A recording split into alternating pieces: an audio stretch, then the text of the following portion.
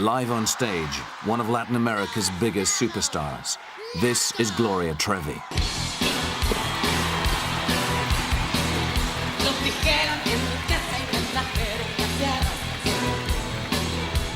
Trevi was Mexico's answer to Madonna. Celebrating unmarried sex, masturbation, and teenage rebellion, she broke all the rules in Catholic Mexico and emerged as a superstar.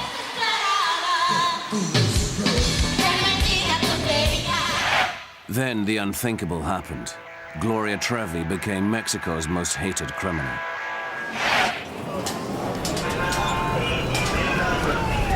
After a police manhunt, Trevi was arrested with 2 accomplices. Somos inocentes, señor. She has been charged with kidnapping, corrupting, and raping a 12-year-old girl. Her co-accused are manager Sergio Andrade and a backing singer, Mary Baquitas. The lurid crime has since taken a dramatic twist. A number of young women revealed that 7 babies had been fathered by Trevi's manager. Charges of procurement, torture, and rape followed. Gloria Trevi once sang to millions. Now, in a solitary police cell, she sings alone. De su conveniencia, porque soy la verdad desnuda y puesta al sol sin ninguna inhibición.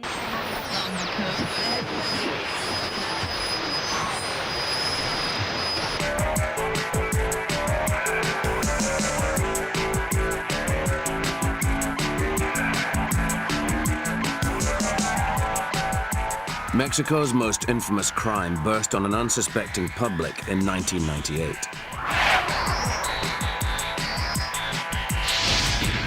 Behind everyday life, extraordinary crimes had been perpetrated for years.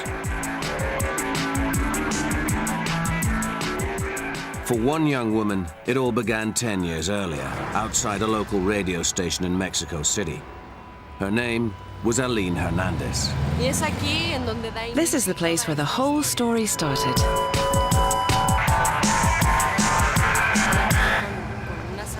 I remember I was standing here with my friends, waiting for a singer to come out. There was a parked car over there. A girl with her hair in plaits came over.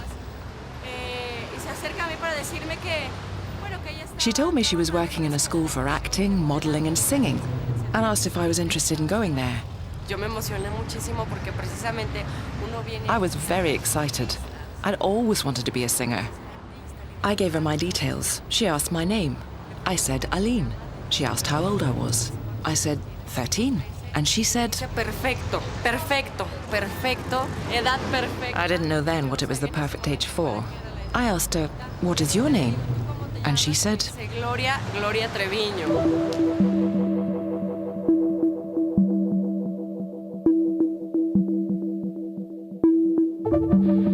Al día siguiente fui a... 2 weeks later, I went to the school, which was horrendous. It was a tiny office in a small, ugly house.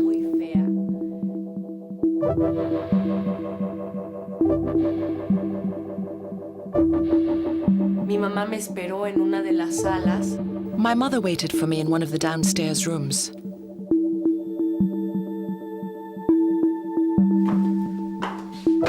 Y yo pasé con Gloria a la oficina de arriba. Gloria took me to the upstairs office. And there he was, sitting behind his desk. Andrade, a fat man who looked stern and bitter. En esta habitación fue donde hice I did my very first audition in this room. Sergio was at the desk over here. There used to be a chair over there. And over there was a piano. I sang, I danced, I acted, and I modeled. And for a large part of the audition, Gloria sat next to him. At the end of the audition, Gloria sent for me from another room. She brought me here and told me, Aline, we still have to do part of the audition, which is without your clothes on, because Andrade needs to see which parts of your body need exercising. I was really frightened and shocked. My mother waited for me in this room while I did my audition upstairs with Andrade. And while Gloria was asking me, can you believe it, to strip my clothes off. Aline refused to strip. Sergio Andrade took this Polaroid of the 13-year-old in her pink dance clothes. Gloria came and told me that Sergio said I was mega talented and that he was very pleased with me, that I was incredibly lucky as he wasn't going to charge my family a penny for me to study there. Aline started attending classes at Andrade's office twice a week. Gradually, Gloria Trevi began to pressurize her into showing him another kind of attention.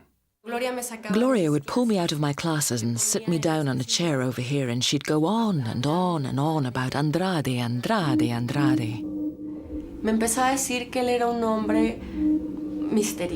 She told me he was mysterious but wonderful, charming, talented and sensitive, and that he'd suffered a lot in love.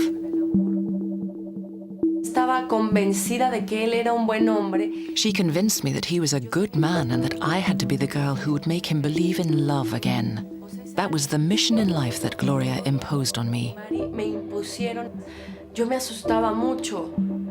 I was very scared, but she threatened me. Gloria told me I had to follow it through because he was a good man and he was going to make me famous and produce a record for me. She convinced me.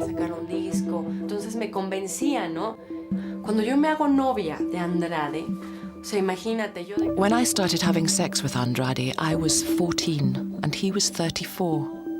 I had no idea what it was like to have a boyfriend.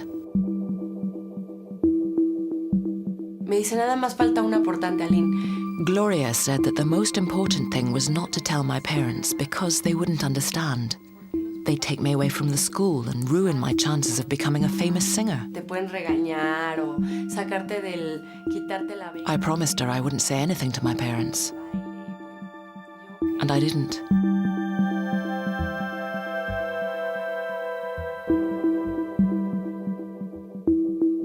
What Aline didn't realize was that Gloria Trevi and a backing singer called Mary Baquitas were also having sex with him. Andrade had a harem of young women. The 14-year-old was beginning 2 years of hell.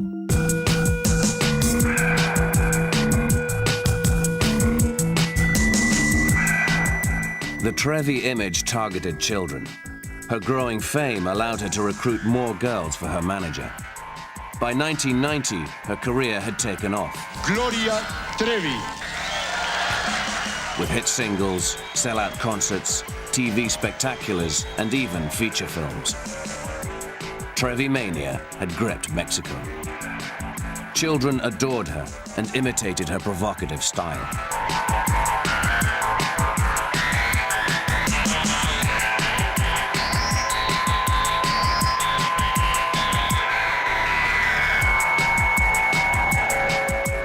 Oh, I love children so much.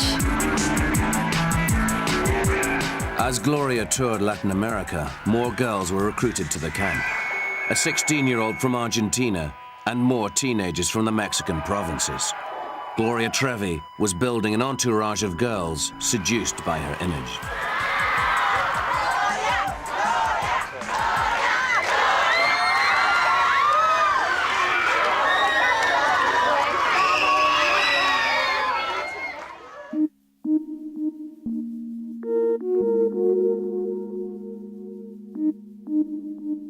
Sergio y Gloria, ya había para mí cierto prototipo físico. Sergio Andrade and Gloria Trevi wanted certain characteristics. They looked for girls who were slim and tall with nicely formed bodies. Girls who were very naive, young and malleable, of around 13, 14 or 15. And they wanted girls from poor backgrounds and broken homes who needed both money and affection. And above all, girls who craved fame. Estas ideas de querer realmente ser famosa y que ese tipo de, vaya. The burning ambition to be famous will make you do anything to achieve it. Lupita Carrasco arrived in Mexico City at the age of 19, seeking fame in the capital. She had come from the countryside after winning a series of beauty contests. I wanted to be someone more than anything. I wanted to be a famous actress. In October 1995, Lupita Carrasco was a national finalist in Miss Mexico.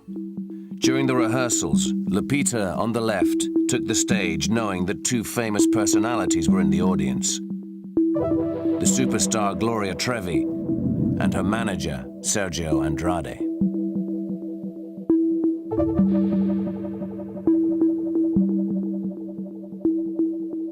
As the Miss Mexico finals drew to a close, the contestants heard that Trevi was hoping to cast glamorous girls in a new Mexican soap opera. Casting sessions were held in a nearby hotel. The teenager from the poor Mexican village was offered fame on a plate.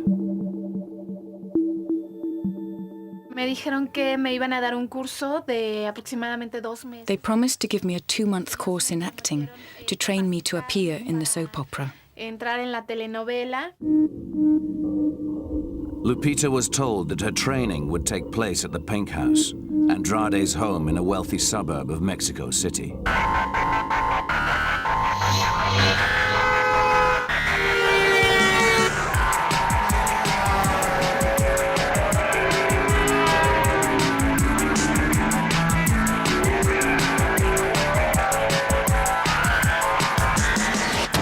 Welcome to Morelos. This was to become Lupita's home. She would live with 7 other girls, some as young as 13. Aquí esto es lo que antes. This used to be the Pink House. Sergio Andrade and Gloria Trevi lived here. It was Andrade's favorite house. He liked it a lot. It looks like a prison. Even though the wall is high, there's barbed wire on top. Esas son las recámaras. There are 3 bedrooms up there on the top floor. I slept in the middle one. Gloria used to come and talk to me about my background. She'd ask me about my family and about the kind of person I was to find out my weak points, so that they could manipulate me better. I also talked a lot with Andrade. He said he was going to help me and help my family with the money I would earn in the soap opera. His encouragement motivated me. He told me that I was very talented, only that I was a rough diamond that had to be polished. I was very excited. I was thinking about my family and my mother as well as myself. Somos de escasos recursos. I come from a poor family. I felt grateful to him. But Lupita's escape from poverty soon became a nightmare of emotional coercion. One day, Gloria Trevi tricked Lupita into believing that she had angered Andrade and was in danger of being expelled from the Pink House. Me dijo que la única manera era. She said that the only way to help the situation was to write a letter to Andrade telling him how much I loved him. Le dije, pues es que yo. I said I didn't love him, so why would I want to do that? Me dijo, pero es que si. She said that if I didn't write it, he would kick me out. Then I wouldn't be able to help my mother. I'd leave as a failure. ¿Qué le vas a decir a tu familia? Gloria asked me what I would tell my parents. Pues no pudiste con el. That I was someone who wasn't up to working with her? She dictated the letter to me. I was very frightened. She took me to his room. I gave him the letter. Lupita claims that with the love letter in his possession, Andrade went to her room one night and raped her. In a court of law, the letter would imply sexual consent. Me siento bastante. I felt so guilty because I had written the letter. I didn't want to leave the house because I wanted to work with her. But if I wanted to stay, I had to agree to have sex with him. From then on, it happened again and again. Yo ya no sabía si realmente estaba ahí porque. I didn't know if I was staying because I wanted to be famous or because I wanted to help my family. I was confused. Instead of finding fame, Lupita had become trapped in a web of control and manipulation. Escape seemed impossible.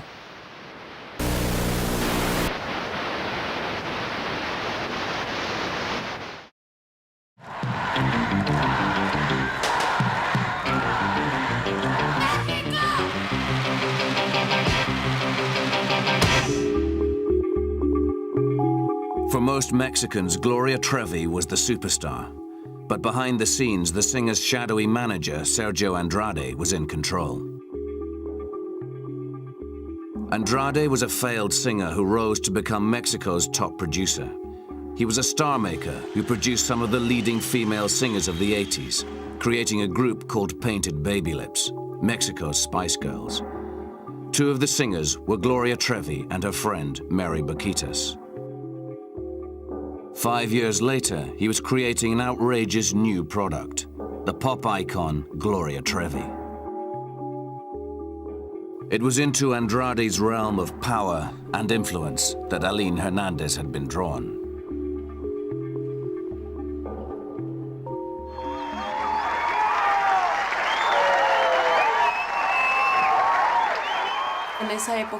Gloria had just recorded her first song. I used to say, wow, if she's released a record, who knows, maybe in a little while, if I work hard in my classes, I'll get my own record too. Ambition was a weakness that pop music could easily exploit. He used to have a big wall calendar like this in his office on which he had marked Aline, recording Los Angeles. And he would go and strike out the date on the calendar each time I did something wrong, to postpone everything. I started to realize that I couldn't disobey him. If I wanted to be famous, I had to accept everything. For Andrade, everything meant total control. At the age of 15, the starstruck teenager agreed to his demands to leave home. Remarkably, she married Sergio Andrade. Mi noche de bodas fue terrible. My wedding night was terrible. When the guests had left, he came to the bedroom. He hit me, and then he left. He was my husband, but if he wanted, he had sex with Mary, or with Gloria, or with Katja, or with Marlene, or with Sonia, or with Gabby, because there were 7 women living with him.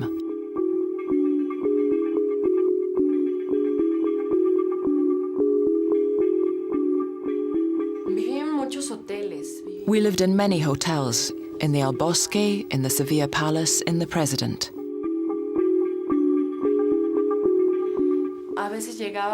Sometimes it would be me, Gloria, Mary, and he who checked into a hotel, and we all stayed in one room. Other times it was Mary, Gloria, me, and 3 or 4 other girls, and he took 2 rooms.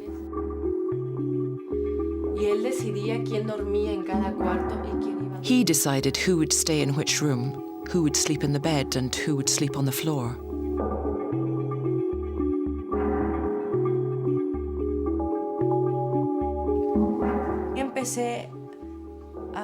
I started to have horrible experiences like going hungry, suffering sleep deprivation, and giving in to all Andrade's sexual desires.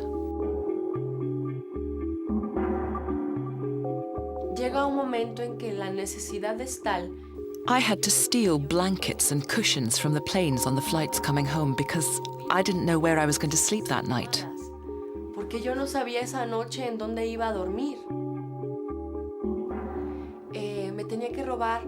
I also had to steal biscuits or peanuts from the plane because I didn't know if Andrade would give me food that day. And at least I'd have some peanuts, which might be my food for the whole day or even 2 days.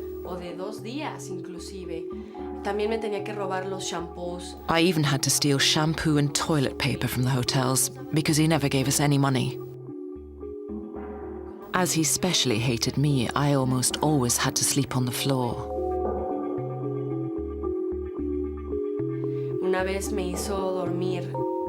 Once, as part of a punishment, he made me sleep naked in a bathtub.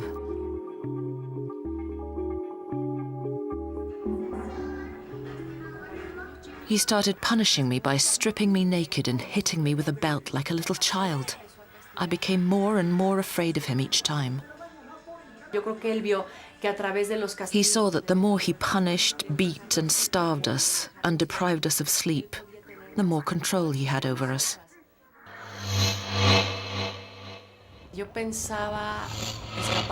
I had thought about escaping from the first day I went to live with them, but I was afraid. I didn't know how to do it. You can imagine if I failed. If they caught me in the act of escaping, how terrible the punishment would have been.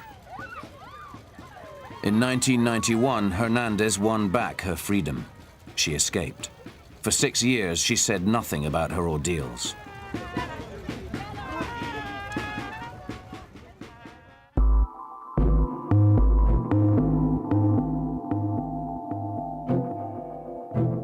Catholic Mexico seemed under siege.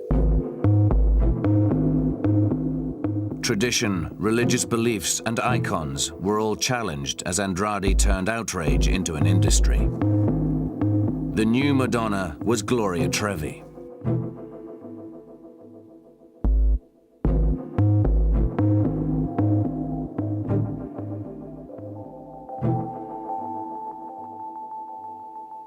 While devout Catholics opposed contraception, Trevi posed gleefully with condoms.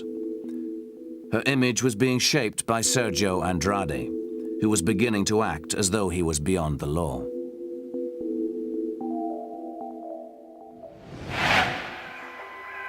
He poured his newfound wealth into a string of properties, buying 5 new houses within a square mile. Away from the scrutiny of the press and behind high walls, what began as a pop entourage was becoming a cult. Teenage girls were scattered across different houses, banned from leaving without permission. Andrade was brainwashing them into believing that his brutal discipline was good for their careers. He said I lacked discipline. He used to lock me up. He made me do hard labor in the hot sun. You had to get used to having nothing to eat. Andrade made the girls living in and around the Pink House feel worthless, denying them the most basic amenities. He owned this house over here too. Andrade's houses often didn't have drinking water in them, and the bathrooms didn't work. So you had to go across to the Pink House for permission to use the loo. Lupita had to endure near starvation. Food, not fame, became her obsession. Then Andrade would use food as torture, force-feeding the girls after starving them.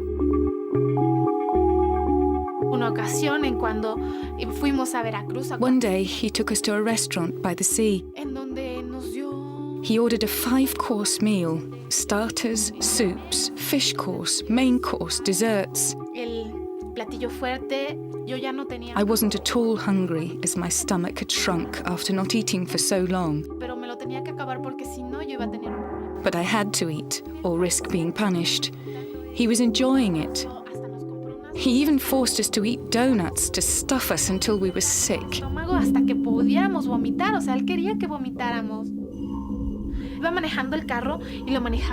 Then he drove his car, zigzagging all over the road. He told the driver of the other car to drive the way he did, purely to make us throw up. Well, I was sick. Another girl was too. He said we were disgusting. Yet he had made us be sick.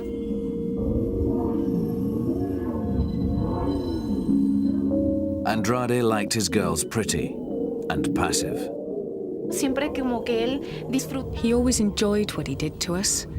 He was very sarcastic. He made cruel jokes at our expense, and we couldn't answer back. He encouraged the girls to badmouth each other. We were like puppets, like marionettes. Every time he felt like it, we were shouted at or punished. He had sex with each one of us whenever he wanted. We weren't treated like human beings, but like objects.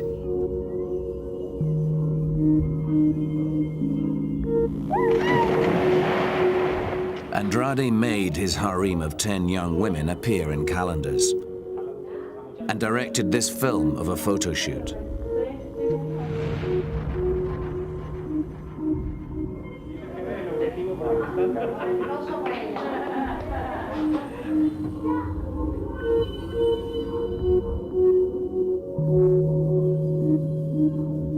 Behind the sunny images, He was forcing the girls to spy and report on each other.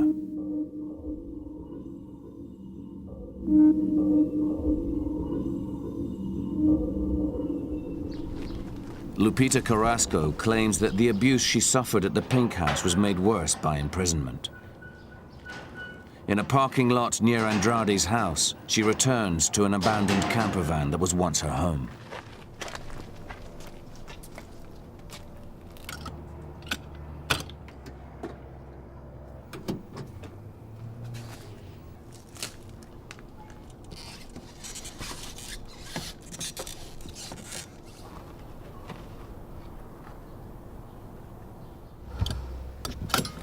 Adentro.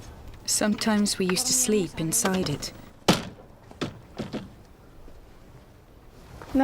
We were ordered to cover over all the windows to stop people seeing what was happening inside. No viera qué estaba pasando adentro, ¿no? Cuando Sometimes they would lock me up for the whole day, or until they gave me permission to leave, until I was allowed to go out. el estar encerrada para mí se volvió. It was humiliating to be locked up. I felt like rubbish. I felt worthless. For me, being imprisoned was worse than being beaten. It depressed me more.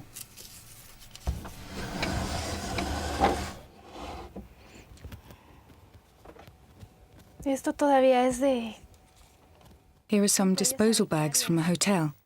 de un hotel. Sometimes we went to a hotel and we would have to steal the soap, the flannels, the creams, even the sanitary towels, because we were never allowed to go out to buy anything and never even given any money to go shopping. Like other cults, Andrade's deprived the girls of contact with the outside world and the glamorous life they had once aspired to. Siempre nos decía que siempre estar ahí era lo mejor. He always said that the best thing for us would be to stay there forever, that other people were mediocre.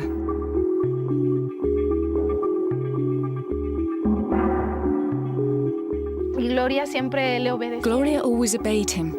She used to tell us that everything was for our own good and we could become brilliant, not just as artists, but also on a personal level. Sino también como persona, ¿no?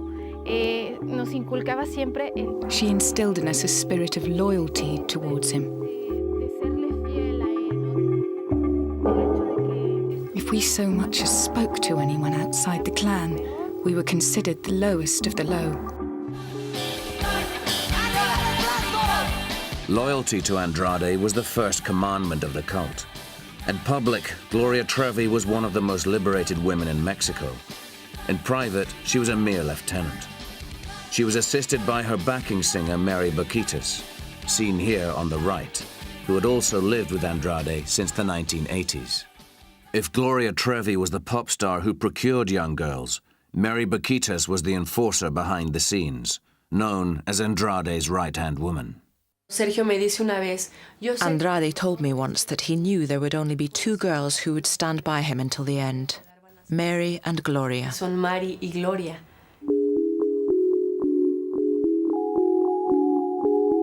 Those girls who disobeyed were brutally punished. One 14-year-old tried to escape from Andrade's beach home by swimming into the ocean. She was caught. When Andrade caught her, he beat her until she bled and locked her in the bathroom, naked and without any food, for 3 weeks. I saw her clothes on the living room floor, spattered with blood. ella me dice que Gloria said she was furious because the girl didn't do what Andrade told her to do, ella that it was her own fault she'd been punished. que si ella hiciera lo que él le dice no le pasara. I realized then that Gloria would always take his side against us. This terrifying incident galvanized Lupita to plan her escape. She conned Andrade into thinking that her will was broken and obeyed his commands. When her mother fell ill, she asked for compassionate leave, vowing to come back. She ran and never returned.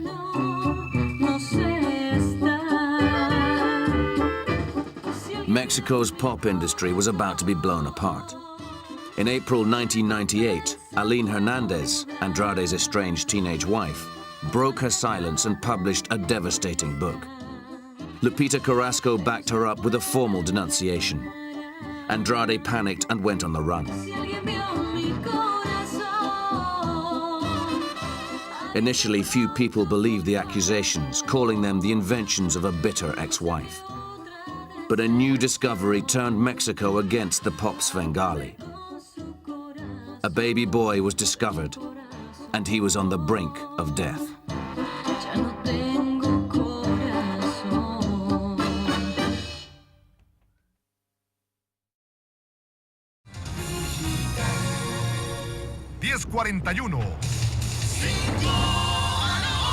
La Procuraduría General de la República traerá la investigación del atentado a Patricio, pero advierte que no hay ningún Chihuahua, North Mexico. This is the hometown of a girl called Karina Yapor. She had left home to join Trevi's entourage at the age of 12 after a happy childhood as part of a close-knit family in this quiet northern city.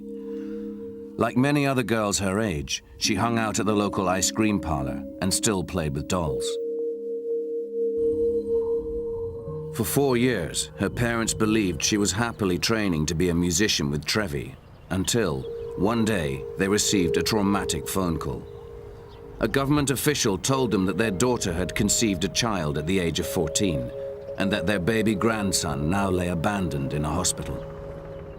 I received a call about Karina's boy, that he was abandoned, very sick, in a hospital. We tried to find Karina, but they moved from the house that they were living in. We left 6 months ago without doing nothing because we feel scared that they can do some harm to Karina, you know. Karina's parents took care of the baby, but fearing for their daughter's safety, reported her disappearance, triggering a worldwide hunt and charges of abduction. The Trevi clan, led by Andrade, went on the run, crisscrossing South America. Interpol distributed wanted posters in 170 countries, and the hunt was on. It took nearly a year to track the Trevi clan to Rio de Janeiro in Brazil. They were arrested on the 13th of January 2000. Sergio Andrade, now obese and unkempt, had 8 girls living with him, some pregnant, others with babies. By now, Gloria Trevi and backing singer Mary Boquitas were living in squalor. The 2 women and Andrade were taken into police custody.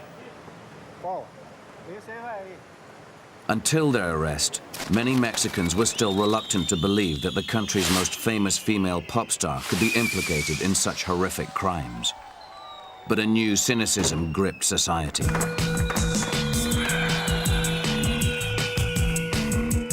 The superstar had become a demon. Giant effigies of Trevi, Andrade, and Boquitas were burned in the streets. They had become figures of hate.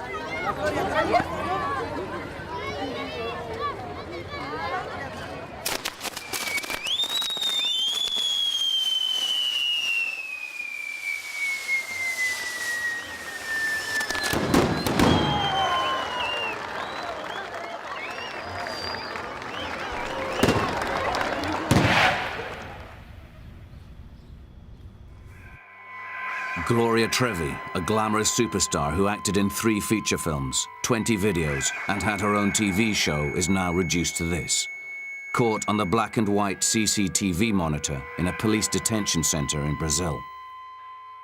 After long negotiations directed by Andrade through his lawyers, they agreed to be interviewed. Andrade's appearance has changed since his arrest. The trio claim they are victims of a terrible miscarriage of justice and are in mortal danger if they are extradited back to Mexico. Dios mío, por favor. My God, please, please, we are asking for some light. For people to see the injustice of our situation. Gloria Trevi's tears cannot wash away the charges. Rape, kidnap, and corruption of a minor. No hicimos. We've committed no crime at all. They've committed a crime against us. We have 3 concrete accusations. The other things, all the other mess around that stuff, it's a big mess, but it's just gossip.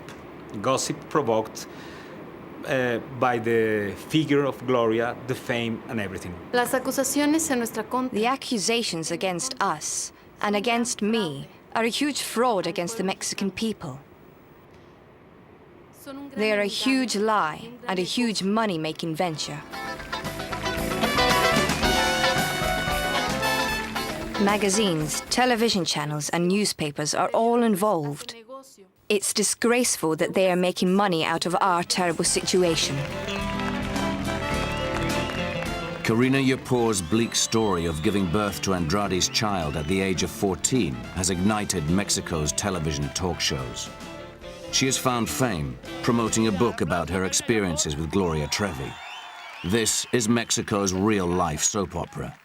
The three accused dismiss Karina as a sensationalist and an attention seeker, finding fame on the back of distortions. But her story is shocking and grotesque. No.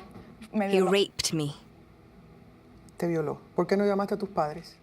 Karina Yapour was barely out of primary school when she was taken from her home in Chihuahua. She had passed an audition to join Gloria Trevi's band. Mary Boquitas, Andrade's enforcer, was sent to Chihuahua to collect the young girl.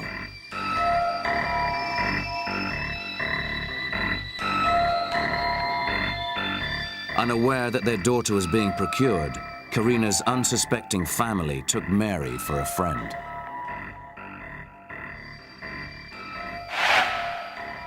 Boquitas took Karina south to Morelos, to the infamous Pink House. It was here, claims Karina, that she was coerced into having sex with Andrade at the age of 12.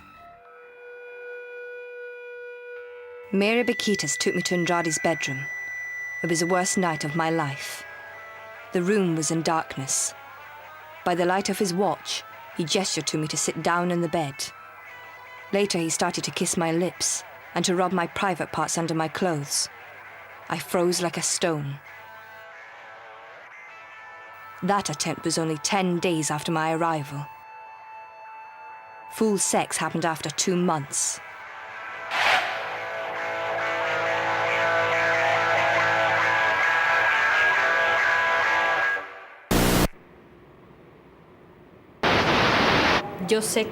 I know they have said that I was the one who used to grab the girls, that I used to take them to Sergio Andrade and instruct them. Absolutely not. I never did anything of the sort. People used to come to us asking for opportunities. If, after that, a girl and Sergio, acting under their own responsibility, had some sort of personal relationship, it wasn't because I was present. It wasn't because I wanted it to happen or because I was instructing them. Karina claims that she was threatened, punished, and brainwashed, unable to fend off repeated rapes. Si estaba siendo violada. If she was being raped, why didn't she take the microphone? Because she did have a microphone when she played piano at my concerts. Why didn't she shout out, "Help! Public! Help me! Help! Police! Reporters! Journalists! Come and rescue me! I am suffering!" Why? Excuse me. The woman traveled. She ate. She slept in the best hotels. She lived the good life. The very best life.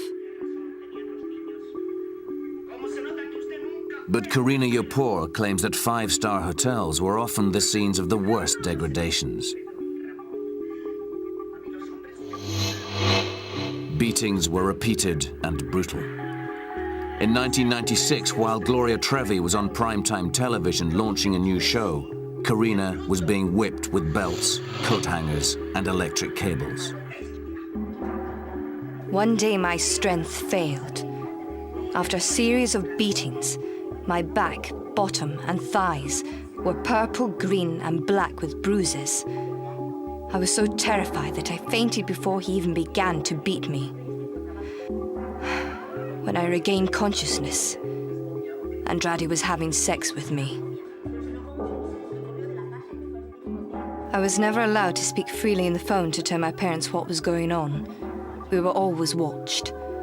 Andrade threatened to hurt my family if I said anything against him or Gloria. He invented a torture that he called box. In a plastic box, he would put the remains of banana skins and orange peel, eggshells, rotting food, raw onions, and blackened herbs. All this was mixed with water. He made Mary watch over us until we'd finished the last trace of food in the box. It took me more than 3 hours to finish, and I vomited at least 3 or 4 times as I ate. Mary checked my box. She made me lick out even the last trace of my vomit. Cualquier cosa que Sergio la considerara una desobediencia. Anything that Andrade regarded as disobedience, the smallest thing, was punished. He was just too demanding. This was personal, not professional. This wasn't punishment, but torture. Sergio no es duro. Sergio Andrade isn't harsh, but it's true he's demanding. In a professional sense, he's a perfectionist, but that doesn't make him a rapist. In 1997, Andrade and Trevi took Karina Yapor back to Chihuahua to visit her family. Gloria was caught on home video, charming Karina's parents. The teenager in the striped top now claims that her limbs were bruised with repeated beatings. Gloria, her eyes filled with tears, sang for the family while their daughter accompanied her on piano. We saw her play the piano. We hear her play even some classical music. So we feel proud about her because we think, as many parents think, well, it's very sad to not have our daughter with us, but she's making progress in what she wanna do. Karina's baby son is evidence against the father, Andrade, living proof that he had sex with an underage girl.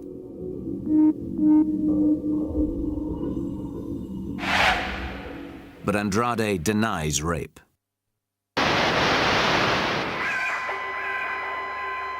Yes, Karina was underage, certainly.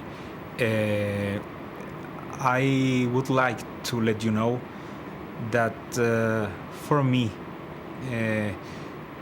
I had a preoccupation about the fact you can't handle always your feelings about the people. You can't control every time what are you feeling for another person. We had a relationship with respect, with a lot of joy, a lot. If I am guilty of something, well, I just fell in love, and just that. Love letters may yet prove to be Andrade's best defense. He visto cartas de la acusadora. I've seen letters sent to him by Karina. You can take them to a frigging handwriting specialist so that they can study and analyze them. And then why don't you take them to a psychologist who will show you that she wasn't being forced? I've read a letter from her saying, I wish it were really hot so that I could suck you the way I sucked you before. You know what I think? That this woman was definitely not raped. Karina Yapor alleges that writing erotic love letters was compulsory within the cult. But she claims she was confused, coerced, and a child. Rape will not easily be proven, since her letters seem to imply consensual sex. Her case rests on the evidence of other young women who claim that they too suffered in Andrade's notorious pink house.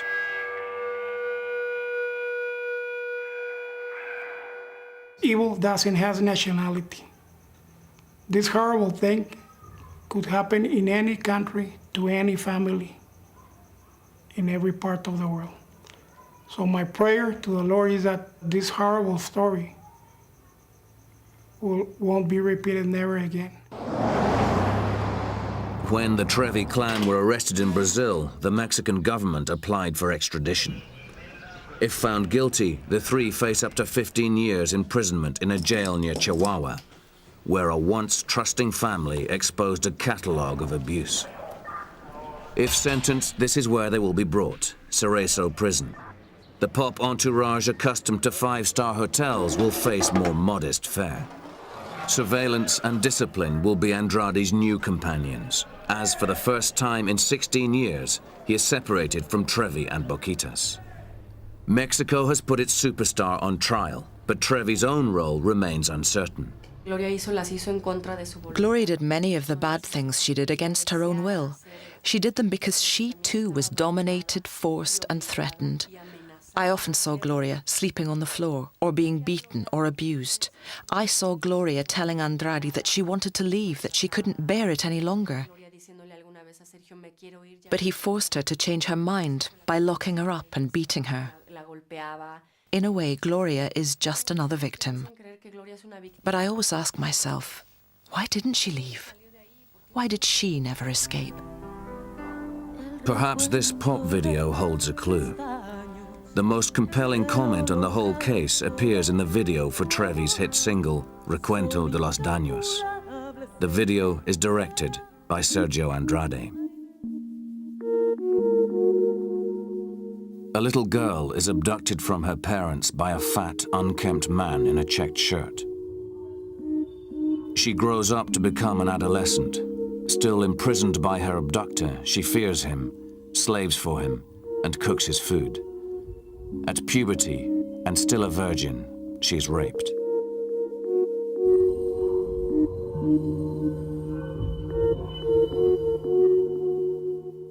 The little girl grows up, and, chillingly, she becomes Gloria Trevi. In the video's perverse narrative, she falls in love with her abuser, climbing into bed with him and becoming his lover. Is this wretched mesh of abuse and dependency, glamorized in a pop video, directed by the man who discovered Gloria Trevi and shaped her career, the true picture? Whatever the truth, it throws a dark shadow over Gloria's claim. He asked for nothing in return for making me famous.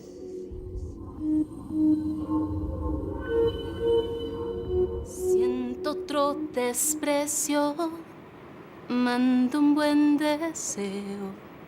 Cambio el sufrimiento por un timbre postal al cielo. Con la tinta de mi llanto escribiré una carta en blanco, sin palabras tú sabrás cuánto te amo. La mandaré en el viento junto con mis dulces sueños en los que tú siempre estás. Cuánto te amo. Angelito con poquita de corazón, nunca voy a decirte adiós.